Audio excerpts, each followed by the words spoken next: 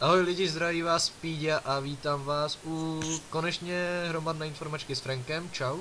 Čau. O co vlastně jde? No, Frank už asi, řekl si už to na svůj channel? Co? No, o tom channelu novém. Ne, teprve tam bude. Ne, aha, dobře. No takže na mojem channelu dáme do popisku asi odkaz na to. Byla informačka, co se vlastně bude dít. Jde o to, že my dva jsme se dohodli založit nový channel společný, kde budeme společně nahrávat videa a to z hry For Story. Budeme pokračovat vlastně v tom, co jsme dělali na svých channelech. Franku, nedělej ciparny. Nedělej cipar... No, teď mi to vypadlo do píč. No, Ty jsi debil. no dík. A prostě... No a budeme pokračovat to, co jsme dělali, jenom vlastně na ten jeden channel a zkusíme to takhle.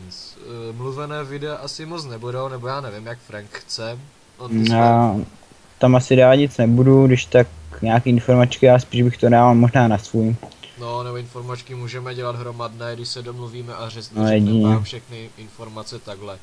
Takže to jako Best třeba má, tak to dělat nebudem, že on tam jenom toho, my asi budeme dělat něco, jak dělal Vocas, Phoenix a Nirios, nebo kdo tam ještě s nima byl na tom channelu, že prostě zámky, dobivka, timelapsy z expení. Budeme do toho dávat hudbu, zrychlovat a asi nějak takhle to budeme dělat. Franku, co k tomu chceš dodat? No já asi už nějak nic, řekl skoro všechno. No já pak ještě dám jednu svou informačku a tam bude víc ještě, že přecházím na postavu a to dám do své informačky. No tak to je tím pádem asi všechno, co jsme chtěli říct.